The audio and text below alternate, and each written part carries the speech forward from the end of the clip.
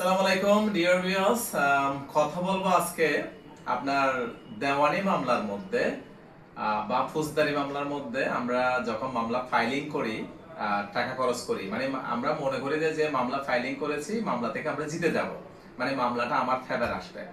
আপনার একটা জিনিস মনে করতে হবে যে মামলা ফাইলিং করাটা খুব ইজি, একদম সহজে আপনি চাইলে যে কোনো সময় ফৌজদারি দেওয়ানি মামলা আপনি ফাইলিং করতে পারেন, দায়ের করতে পারেন।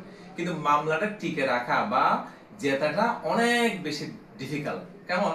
যেমন মামলাটা ফাইলিং করার পরে আপনার মামলাটা সমন যাবে, যা অথবা স্টেপ বাই স্টেপ চেঞ্জ হবে, কিন্তু মামলাটা বেশি বেশি বেশি তদবির করতে হয়, টাকা খরচ করতে হয় ট্রায়ালে গেলে।